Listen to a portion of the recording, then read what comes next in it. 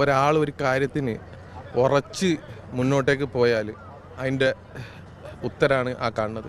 അമ്മയ്ക്ക് കൊടുത്ത വാക്കുപാലിച്ച് മനാഫ്. അങ്ങനെ കേരളം കാത്തിരുന്ന ദിവസം ഇന്നായിരുന്നു. മലയാളത്തിന്റെ മഹാനടൻ മമ്മൂട്ടി അർജുന് ആദരാഞ്ജലികൾ അർപ്പിച്ചു. 72 ദിവസം പ്രതീക്ഷയുടെ ഒരു കണം ബാക്കി വെച്ച് കാത്തിരുന്നു. നമ്മളും നമ്മളെക്കാൾ അർജുന്റെ കുടുംബവും. ഒടുവിൽ ഇന്ന് വിട പറയേണ്ടി വന്നു.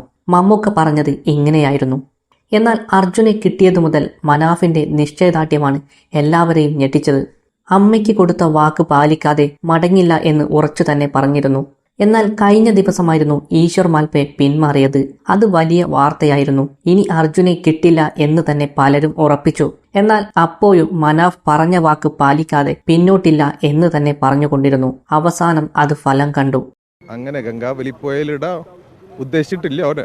അർജുൻ ഓടിച്ചിരുന്ന ലോറിയുടെ ഉടമയാണ് മനാഫ്. അർജുനെ കാണാതായ ദിവസം മുതൽ തെരച്ചിൽ ദൗത്യത്തിനായി രാവും പകലുമില്ലാതെ ഷിരൂരിലുണ്ടായിരുന്നു.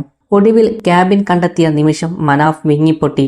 മാധ്യമങ്ങളോട് മനാഫ് പറഞ്ഞ വാക്കുകൾ ഇങ്ങനെ: ഒരു സാധാരണക്കാരനെ കൊണ്ട് എത്ര കഴിയും അതിന്റെ പരമാവധി നമ്മൾ ചെയ്തു.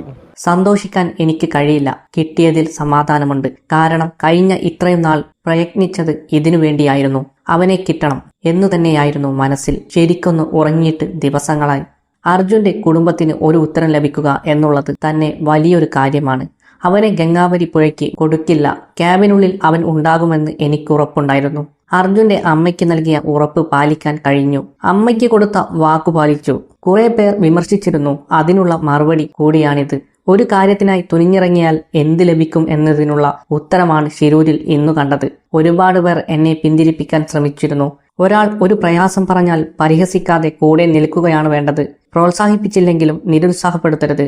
മനാഫ് പറഞ്ഞത് ഇങ്ങനെയായിരുന്നു. ശരിയാണ്, ഞാൻ പോരാ. വീട്ടിൽ കുഴந்தைங்க സുഖമല്ലേ.